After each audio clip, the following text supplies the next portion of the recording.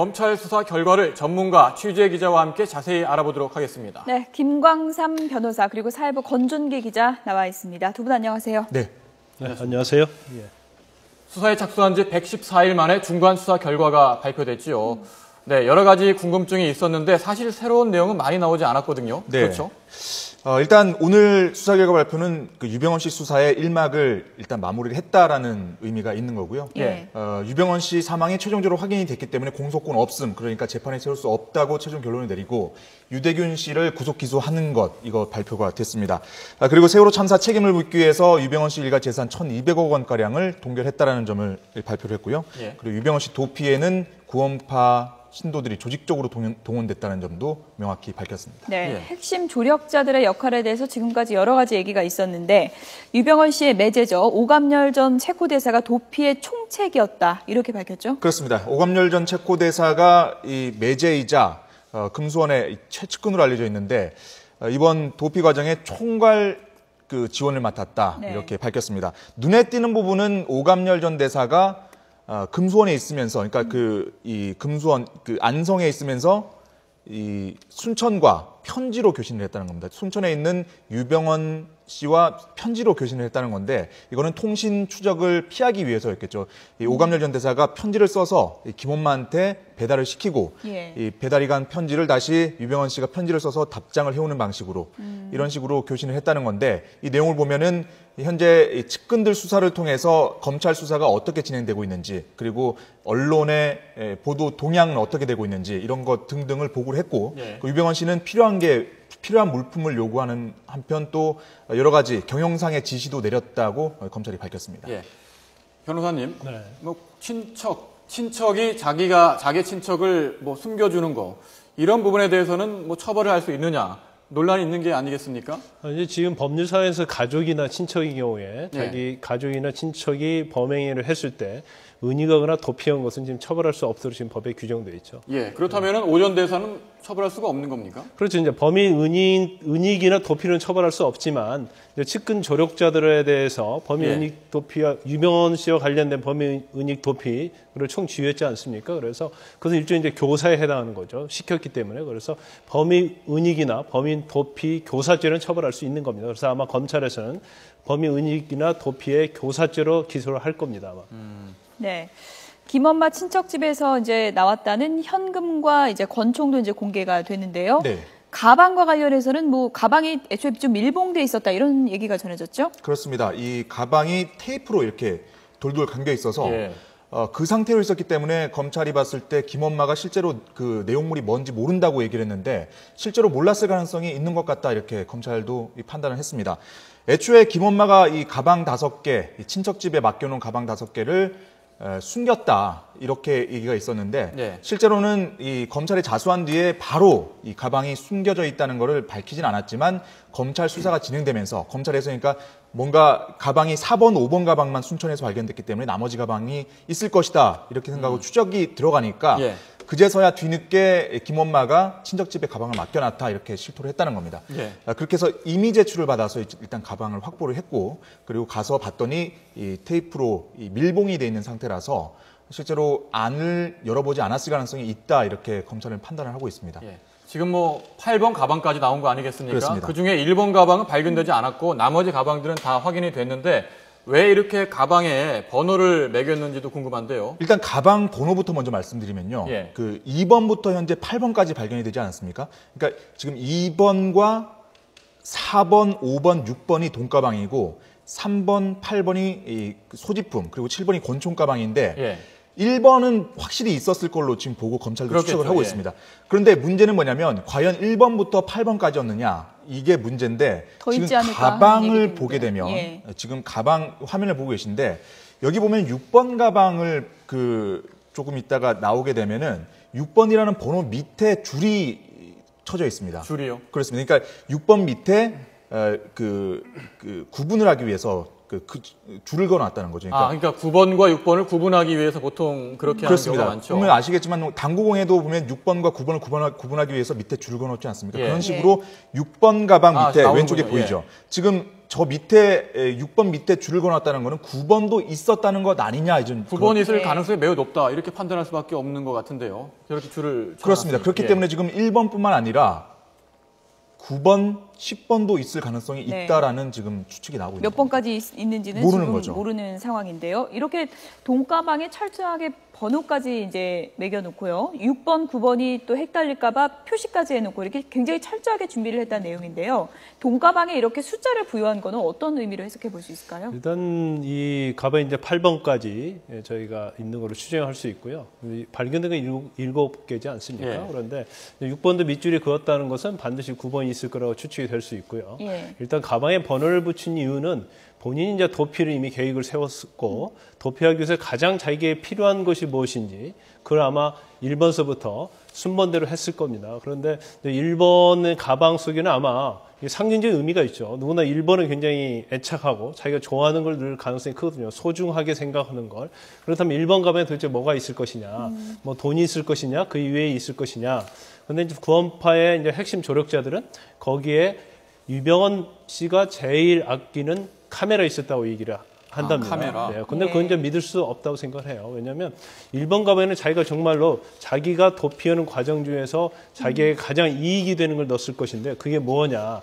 그렇다면 유병헌 씨를 살릴 수 있는 것은 아마 본인의 생각으로는 뭐 추측건데 그게 뇌물장부나 어떠한 예. 로비 장부일 가능성이 크다고 생각을 합니다. 예. 그래서 그게 제일 중요하다고 생각하는데 실제로 이제 8번 이유도 있겠지만 왜 2번서 8번까지 있는데 네. 1번은 없냐는 거죠. 그래서 로비 장부 있을 가능성도 크고 그렇지 않으면 이제 또 더 큰 금액의 돈 그러니까 예. 5만 원짜리가 들어가는 것이 아니고 이렇게 미국 수표랄지 뭐 그런 돈이 들어가 있을 가능성도 크다는 거죠. 그래서 예. 1번 가방을 찾느냐 못 찾느냐가 상당히 이 사건에 예. 있어서 진실을 규명하는데 굉장히 핵심이 될 수 있습니다. 예. 예. 변호사님이 말씀하신 대로 혹시라도 그 1번 가방을 열어봤는데 가방 속에 이른바 유병헌 리스트가 들어있을 가능성도 있는 게 아니겠습니까? 만약에 정관계 로비, 유병헌 씨 발이 뭐 너무나 넓은 사람이기 때문에 그 안에 이름이 적혀 있다면 지금 이 뉴스를 보는 분들은 그 가방 찾기를 원하지 않으실 것 같아요.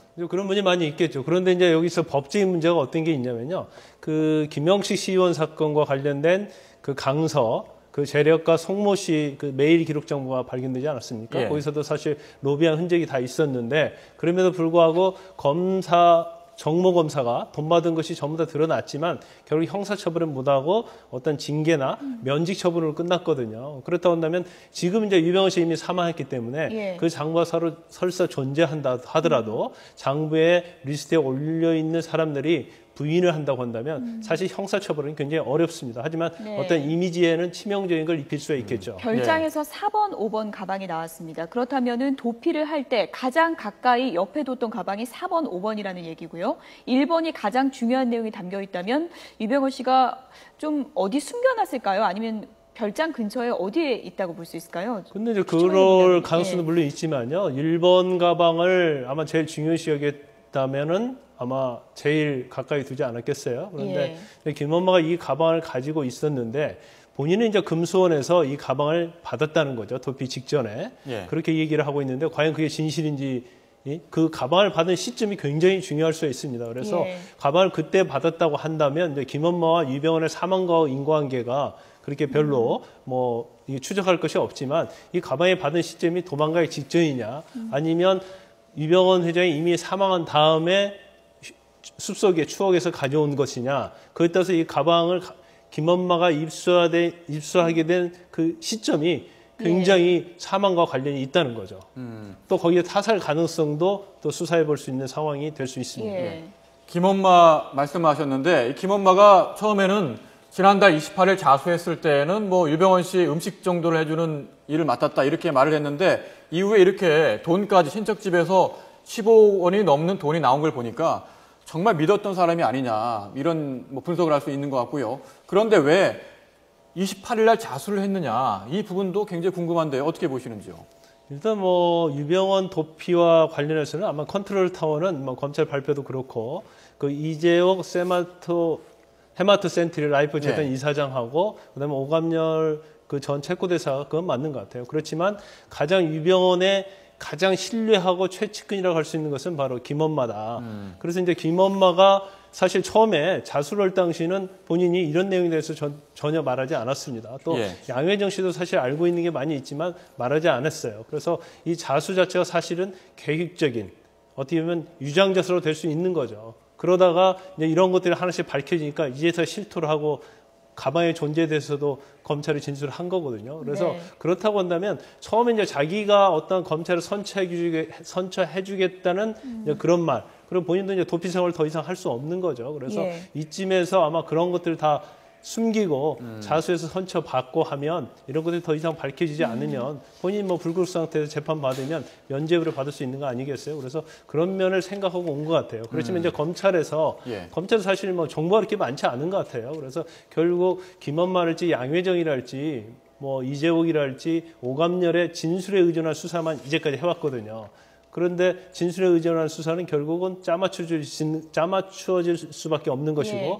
그것을 검증을 하지 않고 이대로 간다고 한다면 사실 유병헌 사망은 미궁에 빠질 수밖에 없는 것입니다. 네. 네. 조금 전에 이제 김엄마가 가방을 입수한 시점도 이제 중요한 단서가 될 수 있다고 하셨는데요. 김엄마가 관련해서 한 진술을 좀 종합해 본다면 어떤 내용을 알 수 있을까요? 일단 김엄마는 검찰에 나와서 이 유병헌 씨가 순천 별장으로 은신하기 전에 맡겼다라고 얘기를 하고 있고요. 예. 그렇다면 조금 전에 변호사님이 말씀하신 대로 사실 이게 사실이라면 사실은 의혹이 커지지 않는 거죠. 하지만 김엄마가 이미 검찰에 자수한 뒤에 여러 가지 지금 정황상 보면 거짓 진술을 한 거거든요. 예. 대표적인 게 지금 유병헌 씨와 같이 별장에 있었던 신모 씨, 여비서 신모 씨 같은 경우에 그 김엄마와 양혜정 씨에게 각각 3억 원씩 정도 네. 돈을 줬다고 얘기를 했지만 검찰에 나와서 받은 적이 없다고 얘기를 했습니다. 하지만 결과적으로 보면은 이 가방을 물론 그 안에 내용물이 모른다고 해도 뭔가 유병헌 씨에게 받았던 게 있었던 거고 그리고 여비서 신모 씨의 위치를 봤을 때 분명히 거짓말을 하지 않았을 거라는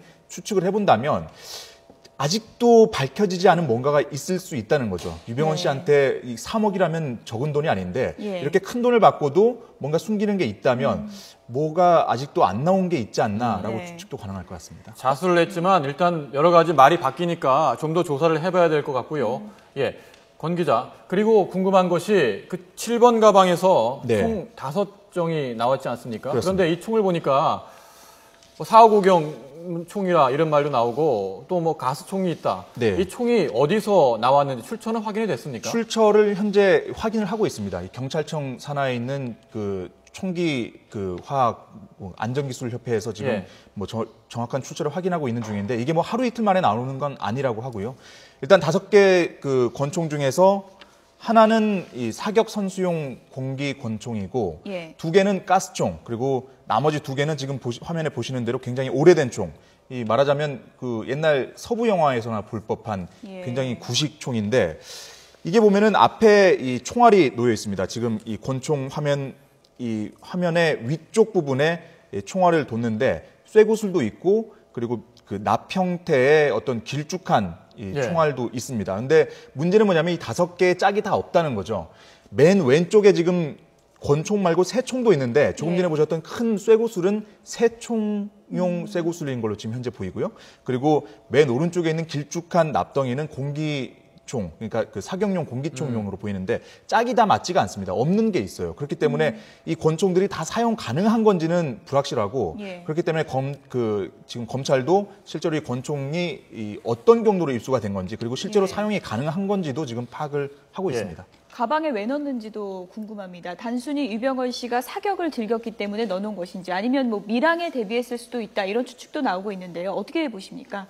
일단 뭐 돈을 제외하고는 이제 기념주화가 발견됐죠. 그리고 이슬람 칼이 발견됐고 이제 총이 발견됐는데 이제 총이 과연 그 총 5개 중에서 어떤 것이 정말 사격이 가능하고 사람의 유해를 끼칠 수 있는 총인가는 아직 밝혀지진 않았어요. 그런데 저 아까 화면에서 봤습니다만 이제 권총 중에서 사실 지금 쓸 수 없는 그렇지만 모양은 상당히 그 중세식의 어떤 그런 걸 보면은 유병헌 회장이 좀 특별하게 다른 사람과 다른 그런 수집적인 그런 게 있을 것으로 보이고요. 구원파들의 중에 이제 그 유병헌 회장과 측근들의 얘기 들어보면 사실 사격을 했다고 그래요. 그래서 찾아갔을 때 이 시멘트에다가 쏘고 나 이렇게 총을 잘 쏜다는 것을 과시했다고 그럽니다. 그런 걸 보면 저 중에 특히 이제 선수용 공기총이 상당히 문제가 될 수 있는데 본인이 아마 가방을 꾸리면서 어떻게 보면 자기에게 제일 소중하고 자기에게 도움이 되는 걸 넣었을 거란 말이야. 그 중에 하나가 총이라고 한다면 뭐 장신용 총도 될 수 있겠지만 그 중에서 실제적으로 발사 가능한 총이라고 한다면 이제 본인이 어떤 체포됐을 때 또는 제 측근이나 제 3자로부터 유해를 당했을 때 방어용으로 쓸 가능성이 크다는 거죠. 예. 아니 일반인이 총을 소지할 수 없는 거 아니겠습니까? 실탄 사격을 할 때도 전문 실탄 사격장에 가서 철저한 관리하에서 총을 쏴야 되는 건데 예. 유병헌 씨 뭐 공공연하게 자기가 총을 쏴봤다 이렇게 이야기한다는 건 뭔가 처음부터 문제가 있었던 것 같고 이 총이 과연 이렇게 유병헌 씨 같은 사람이 총을 여러 정 보유할 수가 있는 겁니까? 법적으로 볼 때도? 일단 이제 법상 총포, 도검, 화약 그에 관한 법이 있습니다. 그래서 그 법에 의하면 이제 사실 총을 소지할 수 없게 돼 있죠. 그리고 우리나라 총을 소지할 수 없게 돼 있는데 이제 많이 구입하는 경우가 이제 러시아를 통해서 화물선을 통해서 구입하는 경우가 많이 있어서 어떤 조직 폭력배랄지 또 그전에도 우리가 재벌 중에 하나가 총을 가지고 있다고 해서 또 문제가 된 적이 있거든요. 그래서 구입하려고 맘먹으면 얼마든지 뭐 비정상적 루트를 통해서 구입할 수 있겠죠. 예. 예. 특히 지금 사실 문제가 되는 게 교황 방문 직전이기 때문에 지금 이 정부에서도 이 총기류를 전부 지금 수거를 하고 있는 상태예요. 예, 그렇죠. 그래서 정식으로 등록된 총기류도 다 지금 걷어들이고 있는 상태인데 예. 확인을 해봤더니 일단 정식 등록된 총은 아닌 걸로 지금 확인이 되고 있고 아, 미등록. 그렇습니다. 그렇다면 불법 총기류라고 할 수가 있는데 어떤 식으로 지금 취득이 돼서 갖고 있었는지 이걸 좀 확인을 해봐야 될 것 네. 같습니다. 선 기자, 속보가 들어왔거든요. 속보부터 전해드린 이후에 이야기를 나눠보도록 하겠습니다. 네, 경남 거제 해금강 앞에서 어선 두 척이 충돌했습니다. 네. 어선 두 척이 충돌해서 전복되는 사고가 지금 발생했습니다. 조금 전에 오후 4시 35분쯤에 발생한 사고고요. 11명이 타고 있었다고 합니다. 네, 몇 명이 현재 구조됐는지는 아직 소식이 들어오지 않았습니다. 다시 한번 전해드리겠습니다. 오늘 오후 4시 35분쯤 경남 거제 해금강 앞바다에서 어선 두 척이 충돌해서 전복했습니다. 사고 어선에는 선원 등 11명이 타고 있었는데요. 현재 구조 작업이 진행되고 있습니다. 몇 명이 구조됐는지는 아직 알려지지 않고 있습니다. 네, 추가 소식 들어오는 대로 전해드리겠습니다. 네. 네, 권중희 기자. 또 한 가지 의문점이 이제 유병헌 씨의 사인은 밝혀지지 않았지만 뭐 타살이냐, 뭐 자연사냐 여러 가지 이제 가능성이 남아 있는 상황인데 구원파가 만약에 순천 별장에 홀로 남겨져 있는 상황이었다면 왜 구하러 가지 않았을까? 이 부분도 네. 계속해서 의문점으로 남지 않았습니까? 사실 오늘 예. 수사 결과 발표에서 가장 새로운 내용이라면 사실 이 부분이었습니다. 예. 그동안 왜 양혜정 씨가 도주를 한 이후에 곧바로 도움을 주러 가지 않았을까? 뭐 양혜정 씨가 아니라도 다른 구원파 신도들이 도로 갔어야 되는 거 아닌가? 이런 의혹들이 있었는데 네. 양혜정 씨가 금수원으로 도망간 게 5월 25일 새벽 3시 30분이었습니다.